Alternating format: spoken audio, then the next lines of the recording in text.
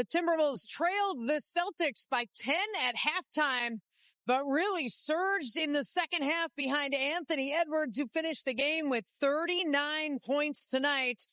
This shot with 14 seconds left sealed the win for the Timberwolves. Final score at Target Center, 119-115.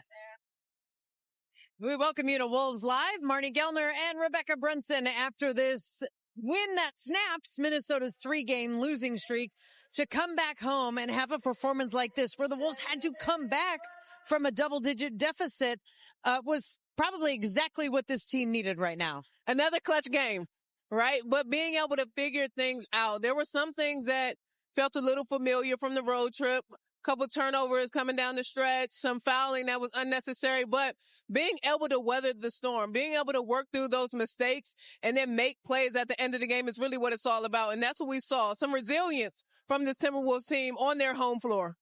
And a wonderful game from Anthony Edwards, who crossed the 30-point mark for the 4th straight game. Ant finished with 39 and spoke right afterwards to our Leah Bielsen. Ant, that was a big-time three-pointer you just knocked down to seal this victory, and it was a big one for you guys. Take us through it.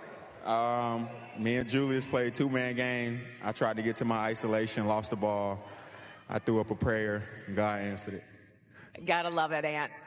It's good to have you guys back home on your home court, and you guys were looking to get back into this win column. You did it here tonight against a really good Celtics team. What did it feel like to get you guys all on the same page? I felt like the intensity on defense was there. We kind of picked it up in the second half, and we found our mojo, so we're trying to keep it rolling. The physicality really picked up in the third quarter as well. What was the difference in the third? Jaylen. We put Jaylen on Brown, and it kind of changed everything for us. That's right, and let's give your boy Julius Randle a shout out. It's his 31st birthday today. Yeah. What do you want to say to him? Happy birthday, my brother. I love you. I appreciate everything you do for us, and I want to give a big shout out to Dante DiVincenzo. He played his butt off tonight, so shout out Dante, shout out Jaden, TJ, Jalen Clark, Nas Reed, all them guys. I love it. Thanks so much, and congrats, Ant. Yeah, thank you. Anthony Edwards with 39 tonight, and he hit exactly 5 3-pointers, and he's reached that mark in 4 consecutive games of 39-point night from Anthony Edwards, who went over in our predict win segment. Yeah, kept it right on target with the 5 3-point makes. Look, his aggression is what I really liked. He had 10 field goal attempts in the first half. We talked about at halftime that he needed to come out and be more aggressive. He ended the game with 24 field goal attempts, being efficient, getting to the free throw line, and then the big 3 at the end of the game to make sure that the Wolves were able to walk out of this building with a win. But I like there was a possession before that he had the 5 on him. He had the center on him. He didn't settle for a step back 3. He got downhill, was able to use his speed and the quickness, and then get to the rim. When he needed to take the threes, he took the threes. When he needed to get downhill, try to get fouled or finish over a lesser defender, he was able to do that. So 39 points is what we've seen on Trent. He had 40, 42, 31, and now 39. So the last 4 games from Anthony Edwards have been terrific. Terrific. And to your point of getting downhill, he shot 11 free throws in this game. 10 of 11 from the line is a really good indicator that Anthony Edwards had driven the lane, gotten contact, gotten fouled. He did that tonight. Whatever your lineup is, you can make your picks for a chance to win up to 1,000 times your entry fee on FanDuel Picks. So 39 for Anthony Edwards to lead the Timberwolves. Jaylen Brown finished the night with 41 for the Celtics. Brown had 19 points in the first quarter. He had 27 at halftime. So to finish with 41 was actually holding him down in the second half. And that's not wrong. He got off to a hot start, and the Wolves talked about at halftime that they wanted to start to bring the physicality to him, and they did that in the second half. But he's feeling good. We talked about Boston is going to go as Jaylen Brown goes.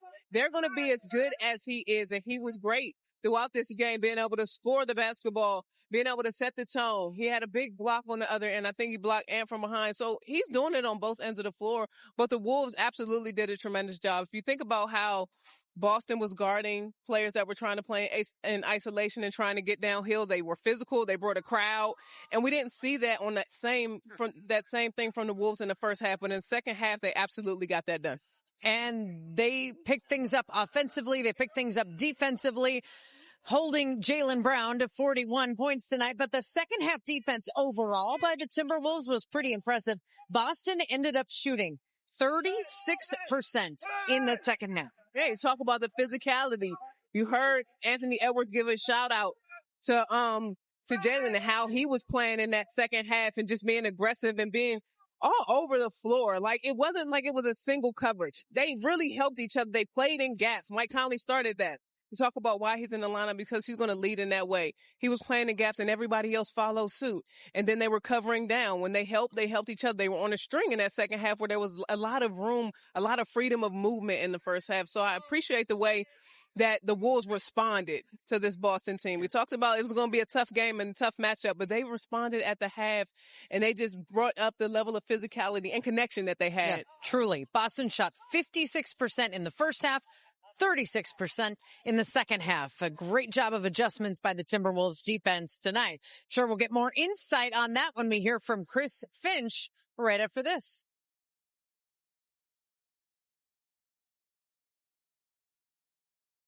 The Timberwolves overcome a double-digit deficit at halftime to beat the Boston Celtics tonight at Target Center. 119-115 is the final score. Anthony Edwards had 39 points. Dante DiVincenzo, 15 points. Julius Randle had 16. And the Wolves had a great defensive effort in the second half. Let's hear more reaction as we bring you Chris Finch and his postgame comments tonight.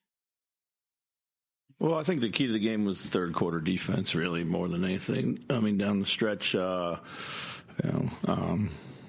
made just enough plays to stay in front. Defense was really good, although I did think defense was really, really good in the second half.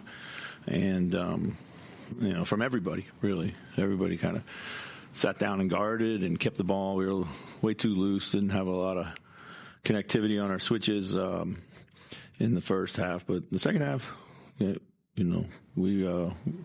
came to play. Zach, was that Jayden a lot too? I mean, plus 24 in his 4 minutes. I mean, Jayden, I thought Rudy and Dante gave us great energy, out there. They were really kind of tone setters. Jayden and Dante on the ball in particular, I thought those guys were outstanding. So. Was it communication that was the problem in the switches in the first half? I mean, I think it was just we were too disconnected from our guys. We weren't into the ball. We were too far away from the screener. They weren't really setting a lot of them. They were kind of slipping a lot of the small stuff. They would set sometimes, certainly with the big, but yeah. What do you think the biggest cause of the inconsistency is? I mean, you guys gave up 69 points in the first half and 46 in the second. Just our defense, Just our defense wasn't where it needed to be in the first half. So, guys looked a little, fatigued in the first half. We needed to find our second win, and we did so. You mentioned yesterday at practice wanting to get Mike out there for late game situations. Mm-hmm. He hits the big shot that breaks the tie. Just what effect can he have for this group right now in those situations? It's just shame on me for not playing him out there more in all these situations. So, but that's the value of him. He can make big shots, make smart plays. Understand what it takes to close out a game with possessions and defensive execution and everything. So. When it comes to some of the defense, whether it's Dante, Nas at different times had some really good possessions.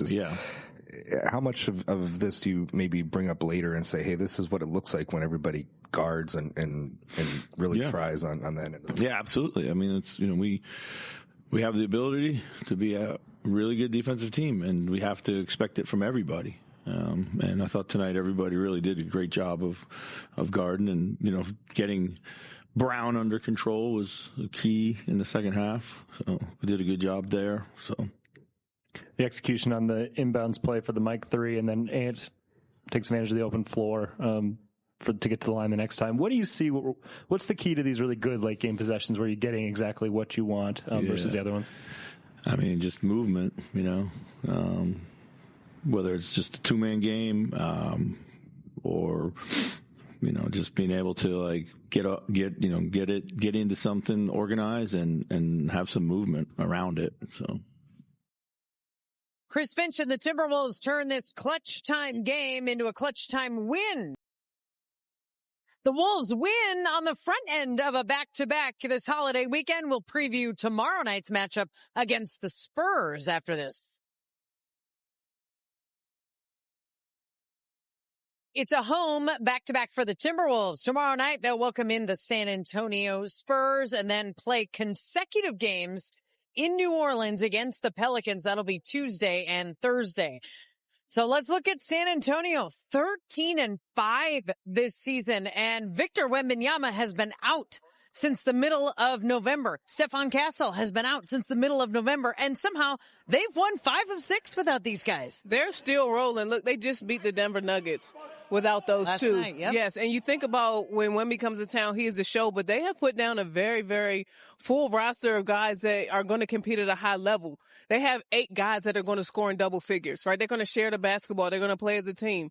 And even though those two are out, they still have a cell. They still have Champagne. They still have a very good team that plays fast, is going to attack the paint, is going to defend at a high level.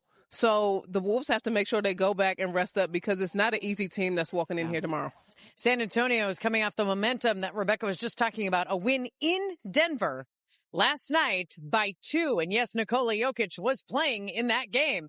So it's the Spurs visiting Target Center tomorrow night with a 5:30 pregame and a tip-off just after 6 o'clock.